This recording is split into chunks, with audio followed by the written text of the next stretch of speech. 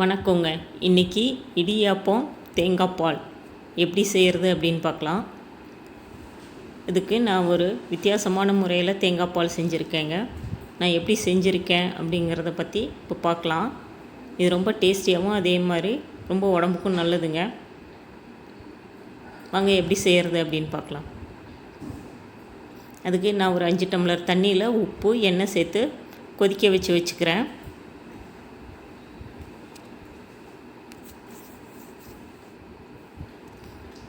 அப்புறம் நான் ஒரு 2.5 டம்ளர் இடியாப்பம் மாவு எடுத்துக்கிறேங்க. கடையில் வாங்கின மாவு தான். நீங்கள் வீட்டில் அரைச்ச பச்சரிசி மாவு இருந்தால் கூட எடுத்துக்கோங்க.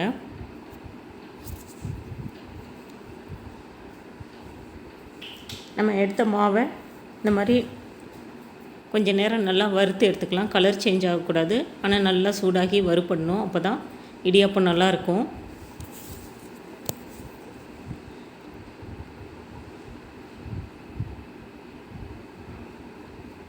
இப்போ நம்ம கொதிக்க வச்சுருக்கிற தண்ணியை மாவில் கொஞ்சம் கொஞ்சமாக ஊற்றி மிக்ஸ் பண்ணலாம்.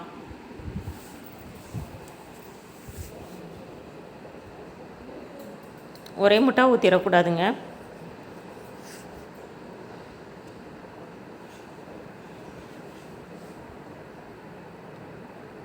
மாவு தண்ணி ரெண்டுமே சூடாக இருக்கிறதுனால கேர்ஃபுல்லாக மிக்ஸ் பண்ணணும்.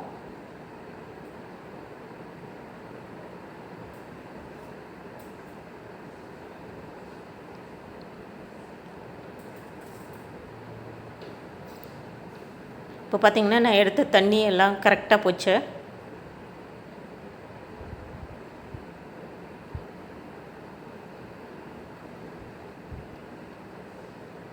நல்லா கிளறிட்டு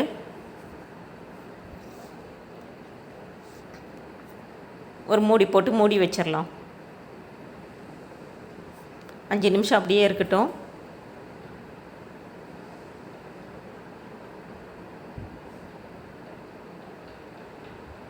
இப்போ சூடு ஆறி இருக்கும் ஓரளவுக்கு. கை போட்டு நல்லா பிசைஞ்சு எடுத்துக்கலாம்.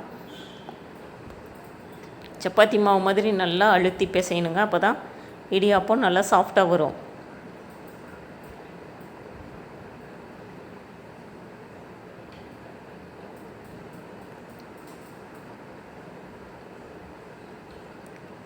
இப்போ இது அப்படியே இருக்கட்டும். இப்போ நல்லாவே ஆறிடுச்சு. நம்ம இந்த மாதிரி ஒரு முறுக்கு புளிகிற உலக்கு எடுத்து சின்ன கண்ணுள்ள தட்டை போட்டு எண்ணெய் அப்ளை பண்ணிக்கணும். மாவு உள்ளே போட்டு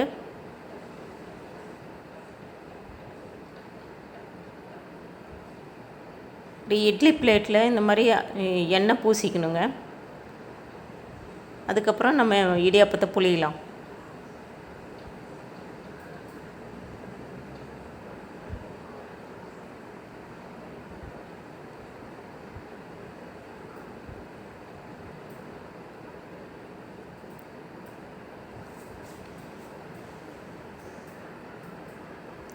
இதே மாதிரி மீதி இருக்கிற மாவையும் எல்லா தட்டிலையும் புழிஞ்சிக்கலாம்.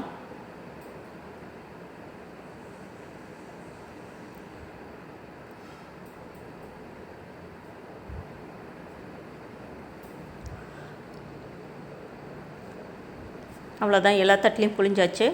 இப்போ நம்ம ஆவியில் வேக வச்சிடலாம். இப்போ ஒரு மிக்ஸி ஜாரில் இந்த மாதிரி தேவையான அளவு நான் ஒரு அரை மூடி தேங்காய் எடுத்துக்கிட்டேன்.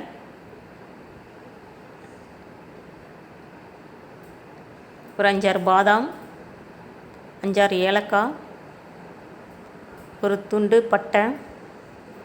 இங்கே சுக்கு இருந்தால் அதையும் சேர்த்துக்கோங்க. இது வந்து கருப்பட்டிங்க, பனை வெல்லம். எல்லாத்தையும் தண்ணி ஊற்றி அரைச்சிட்டு வந்துடலாம்.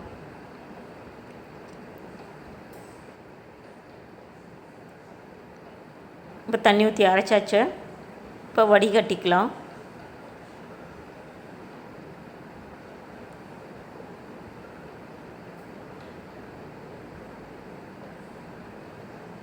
இப்படி நல்லா புழிஞ்சு விட்டுட்டு திரும்பவும் அதை ஒரு அரைச்சிக்கலாம்.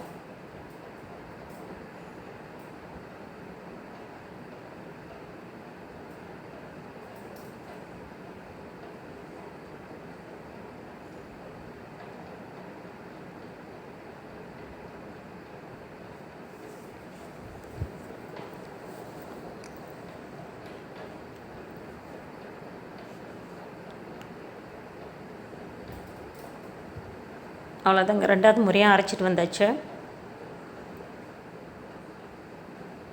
இப்போ கருப்பட்டி தேங்காய் பால் ரெடி ஆயிடுச்சு.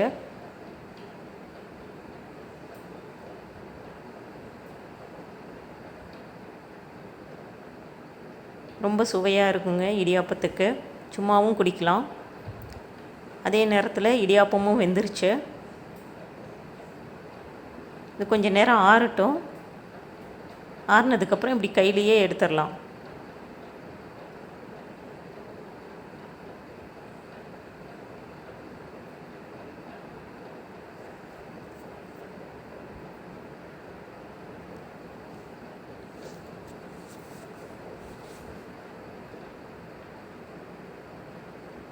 ரொம்ப சாஃப்டாக சூப்பராக வந்திருக்குங்க. இப்போ இடியாப்பம் கருப்பட்டி தேங்காய் பால் ரெடி ஆயிடுச்சு. இந்த வீடியோ பிடிச்சிருந்ததுன்னா லைக் பண்ணுங்கள், ஷேர் பண்ணுங்கள், சப்ஸ்கிரைப் பண்ணுங்கள். நீங்களும் இதே மாதிரி செஞ்சு பாருங்கள்.